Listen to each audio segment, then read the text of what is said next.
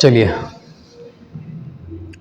अब जिन लोगों ने पैराजम्बल का मेरा लास्ट सेशन देखा होगा उनको बहुत अच्छे समझ में आया होगा कि किस तरह से पैराजम्बल हम लोग करते हैं, कैसे करते हैं आपको याद होगा। देखिए ज़रा, इधर ध्यान दीजिए। दे नेवर डेजर्ट अस, वे हमें कभी नहीं छोड़ते। अब ये वे किसके लिए आया है हमको नहीं पता ना, किसी इंसान का नाम पहले लगाएंगे तब तो दे लगाएंगे उसके लिए, तो इसका मतलब ये पहले लाइन हमारी नहीं होगी। यही आर में भी लिखा हुआ है, दे नहीं होगा। अब बी, क्यू और एस में एक लाइन चुनते हैं। क्यू में लिखा हुआ है books are never failing friends, book ऐसी दोस्त है जो कभी भी हमारी मदद करने में असफल नहीं होती, यानी बुक हमेशा हमारी मदद करती है। तो यार ये लग रहा है कि ये लाइन हमारी पहली हो सकती है। क्लियर होगा ना। अब इसमें एस पढ़ लेते हैं कि क्या ये पहली लाइन होगी। तो युगो युगों से जो स्क्रिप्चर्स हैं, स्क्रिप्चर का मतलब होता है जो लेख लिखे गए हैं, और बाकी जो किताबें हैं, स्कल्प्टर नहीं है, स्कल्पचर जो मूर्ति कला होता है मेरे भाई, स्क्रिप्चर जो होते हैं वो जो लेख लिखे गए पुराना वगैरह उनकी बात कर रहा है। तो युगों युगों से जो स्क्रिप्चर्स हैं, बाकी किताबें उन्होंने हमको प्रदान किया है, कैसा खूब सारा जो है सोले सांत्वना प्रदान की है, शमन को सुकून प्रदान किया है, टू द वुंडेड घायल लोगों को, परेशान लोगों को, एंड स्ट्राइव टॉर ह्यूमैनिटी और संघर्ष में पीड़ित मानव जाति को। ठीक है, तो ऐसा लग रहा है कि मेरे ख्याल से अगर हम देखें तो यहाँ पर हमने बुक की बात की है, लेकिन हमारा पहला जो लाइन लग रही कौन सी है, क्यू वाली, कि books are never failing friends, book कभी भी असफल नहीं होती। तो पहली लाइन हमारी क्यू से स्टार्ट होगी, यानी कि ए और डी ऑप्शन में कोई एक ऑप्शन हमारा होगा। अच्छा, आप अगर ध्यान देंगे तो ये तो श्योर है मेरे भाई कि बुक्स के बाद अगर हम बात करेंगे तो बुक्स के लिए दे शब्द आया होगा। आपने पहले में बुक्स लिखा कि किताबें हमारी कभी असफल नहीं होती मदद करने में, उसके बाद हमको जो है दे लगाना है, तो दे वाला दो ऑप्शन है। दे डिस्पेल द डार्क क्लाउड्स, वो काले जो बादल होते हैं निराशा, उसको छाट देते हैं, हटा देते हैं। डिस्पेल माने क्या होता है, दूर करना। ठीक है, किसी की शंका को दूर करने के लिए क्लोज टेस्ट में जो वर्ड पूछा जाता है वो डिस्पेल ही होता है। ठीक है, तो ये लाइन पढ़ लेते हैं एक बार जरा, दे नेवर डेजर्ट अस। अब देखो एक बात बताऊं, फेल का मतलब होता है असफल होना। और यही लाइन यहां पर मैच कर रही है कि वो हमारा कभी साथ नहीं छोड़ते, यानी कि कभी भी वो हमेशा हमारा साथ देते हैं और साथ नहीं छोड़ते। लाइन मैच कर रही है, यानी क्यू बात क्या हो जाएगा, पी। अब देखो कौन सी लाइन बन रही है हमारी, ये देखिए चौथी बन रही है, क्यू पी। वो कभी हमारा साथ नहीं छोड़ते, वो भी कब, fair weather friends. Fair weather friend एक मुहावरा है जिसका मतलब होता है केवल सुख में साथ देने वाला दोस्त। तो उस समय जब सुख में साथ देने वाले दोस्त हमारा साथ छोड़ देते हैं, यानी क्यू पी। अब आर देखते हैं, वो हमारे निराशा के बादल को छाट देते हैं, यानी खत्म कर देते हैं, यानी कि हमारा कौन सा ऑप्शन हो जाएगा, क्यू पी आर एस चौथा ऑप्शन हो जाएगा दोस्तों। चलिए, अब 18 की बात करते हैं। नहीं समझ आया तो स्क्रीनशॉट ले लो मेरे भाई, और मेरी बात को बार बार सुनिएगा, सबको समझ आ गया वो आ जाएगा। अब बात करेंगे 18 की। पैराजम्बल करने से पहले हमेशा एक बात का ध्यान रखें, दे, ही, ये जितने भी वर्ड होते हैं ये कभी शुरुआत में नहीं आते, ये ज़्यादातर तब आते हैं जब हम किसी व्यक्ति का इंट्रोडक्शन दे चुके होते हैं, क्योंकि ही या दे प्रोनाउन हैं जो किसी नाउन के लिए आए होंगे। तो शुरुआत हमेशा नाउन से करें ताकि प्रोनाउन हमेशा बाद में आए उसके। ठीक है, चलिए। I am sorry.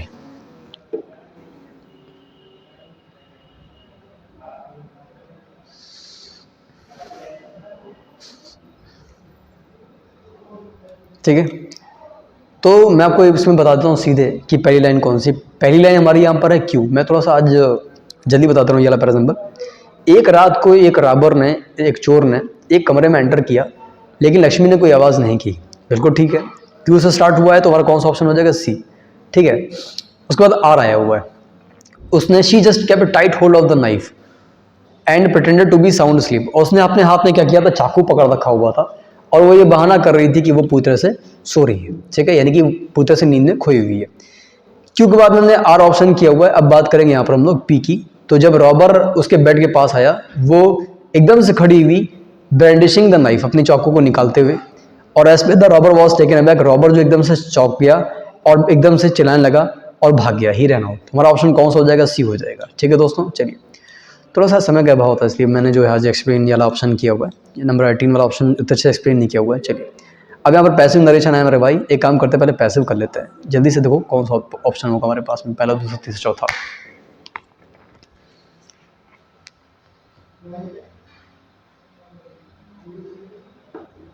चलिए, आई विल राइट एन ऐसे, विल आया हुआ है तो विल को विल बी या शैल बी में चेंज करते हैं। बी वाला ऑप्शन कौन सा हमारा दोस्तों, बी हो जाएगा। तो ऑप्शन हो जाएगा एन ऐसे विल बी रिटन बाय मी।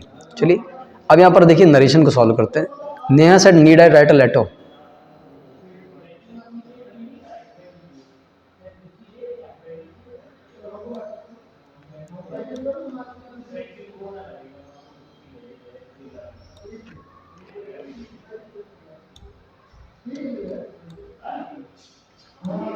चलिए दोस्तों, ये नरेशन एक्सप्लेन करना बेहद इंपॉर्टेंट है।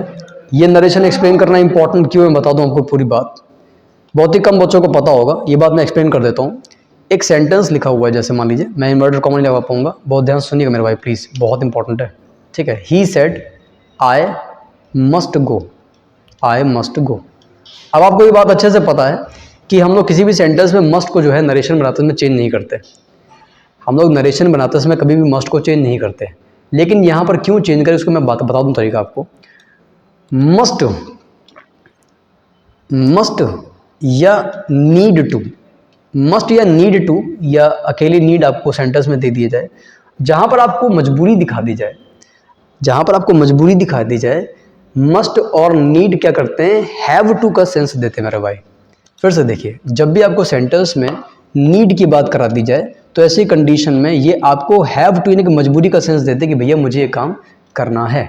ऐसी कंडीशन में क्या करते हैं, मस्ट को या नीड को हैव टू मानकर, मस्ट को या नीड को हैव टू मानकर पास्ट में यानी कि हैड टू में चेंज कर दिया जाता है। फिर से समझ लीजिए, जब भी किसी, या मैंने कॉमन वर्ड कॉमा लगाया नहीं हो मेरे भाई, ठीक है, कॉमन वर्ड कॉमा ने लगाया नहीं, ठीक है। जब भी किसी सेंटेंस में आपको सब्जेक्ट अपनी मजबूरी बताए कि मुझे काम करना है, तो वहाँ पर मस्ट को या नीड को हैज़ टू हैव टू मानकर पास्ट में यानी कि हैड टू में चेंज कर लेते हैं, ठीक। अगर ये फ्यूचर का शो करेगा तो वहाँ पर will have to, shall have to मानकर वुड हैव टू या शुड हैव टू करेंगे। नहीं सुना है ना, जैसे अच्छा मैं आपको एक सेंटेंस बोलता हूँ, सेंटेंस को ध्यान सुनिएगा। राहुल सेड, राहुल ने कहा कि I need to go there after 5 minutes, मुझे वहाँ पर जाने की जरूरत पड़ेगी 5 मिनट बाद। तो ये नीड जो है फ्यूचर को शो करेगा, तो will have to, shall have to मानकर इसको वुड हैव टू या शुड हैव टू में चेंज कर दिया जाएगा, यानी कि प्रेजेंट हमारा पास्ट में चला जाएगा। बेटा मैं वेट करो जरा, ठीक है। तो इसको पास्ट में चेंज कर देंगे, विल हैव टू को वुड हैव टू में, shall have to should have to change करेंगे, ठीक है। बेटा मैं वेट करना, होल्ड करेंगे।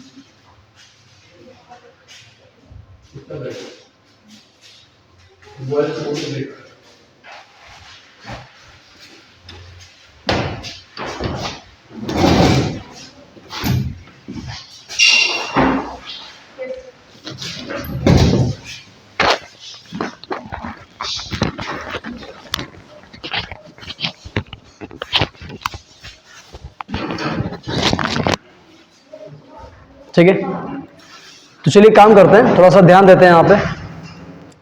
ध्यान हमको जो देना था बेटा, क्या ध्यान देना था बच्चों, कि हमारा जो नरेशन है यानी कि जो हमने सेंटेंस दिया हुआ है, इस सेंटेंस में हम लोग नीड को हैज टू हैव टू मानकर हैड टू में चेंज करेंगे। वो नेहा पूछ रही है क्या मुझे लेटर लिखना है, यानी क्या उसके लिए कंपल्सन बनेगा, तो हैज टू हैव टू मानकर नीड को हैड टू में चेंज कर सकते हैं, मस्ट को हैड टू में चेंज कर सकते हैं। एसएससी सीजीएल स्टेनो या इस तरह के एग्जाम में अक्सर आपकी एक बात बहुत गौर कीजिएगा, जब भी सीजीएल या स्टेनो का एग्जाम दीजिएगा, कोई भी ऐसा एग्जाम जिसमें एक्टिव पैसिव होता है एसएससी का, वहाँ पर आपको जब भी मस्ट दिया हो या नीड दिया हो, तो आप वहाँ पर चारों ऑप्शन बहुत ध्यान से पढ़ लीजिएगा, क्योंकि हो सकता हो कि मस्ट को या नीड को मानकर हैड टू में चेंज कर देंगे। अगर हैड टू ऑप्शन में दिया हुआ मेरे भाई, आप उसको जो है तुरंत समझ लीजिएगा, ठीक है। चलिए, ये थे हमारे लिए एक्टिव पैसिव नरेशन की बात। अब हम बात करेंगे बच्चों यहाँ पर क्लोज टेस्ट की, ठीक है।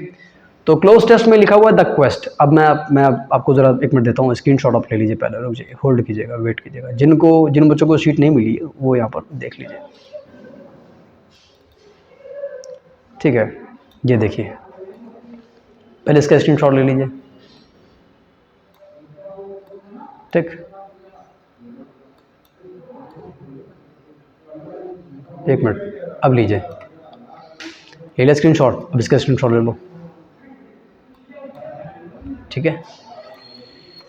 क्या कर रहे हैं भाई, करना पड़ता ना।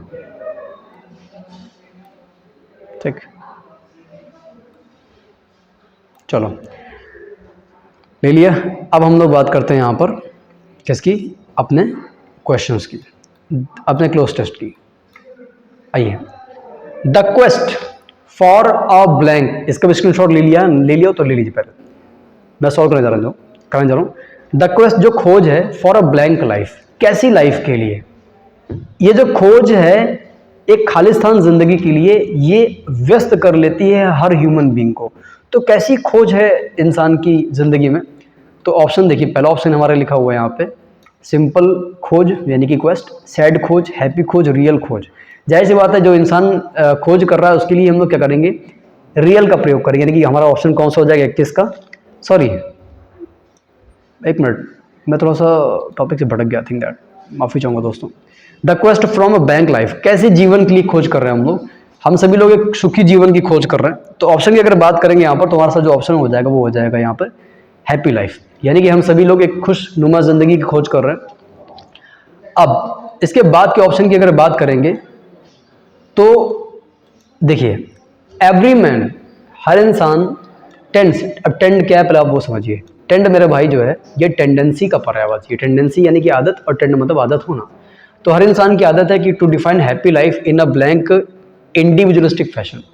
हर इंसान की आदत है कि वो एक खुशनुमा जिंदगी को डिफाइन करता है इन अ इंडिविजुअलिस्टिक फैशन। इंडिविजुअल क्या होता है कि उसकी अपनी व्यक्तिगत जिंदगी से वो चीज़ों को जो है पर्सोनिफाई करता है। तो हर इंसान की आदत है कि वो एक खुशनुमा जिंदगी का विवरण कैसे निकालता है, इन अ डिस्टिंक्टली इंडिविजुअलिस्टिक फैशन या आइडेंटिकली इंडिविजुअलिस्टिक फैशन, सिमिलर या सीरियस। दो ही ऑप्शन होंगे, डिस्टिंक्टली या आइडेंटिकली। बताइए कौन सा ऑप्शन आप करना चाहेंगे।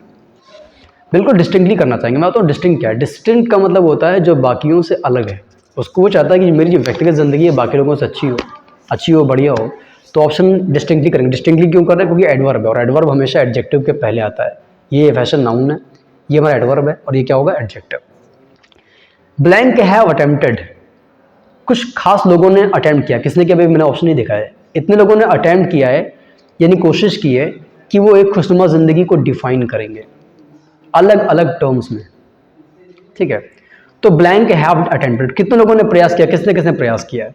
तो प्रोफेसर्स ने प्रयास किया है, थिंकर्स ने प्रयास किया है, रिसर्चर्स ने प्रयास किया, साइंटिस्ट ने प्रयास किया है। अब देखिए बात चल रही है यहाँ पर फिलॉसफी की, तो जाहिर सी बात है साइंटिस्ट का काम यहाँ पर नहीं होगा, प्रोफेसर का काम नहीं होगा, किसका काम होगा, थिंकर्स का। क्योंकि जो ये ज़िंदगी की जो फिलॉसफी है, इस फिलॉसफी को समझने के लिए थिंकर्स यानी कि उन लोगों की ज़रूरत है जो ज़िंदगी पर अपनी सोच कैसी रखते हैं बताना चाहते हैं।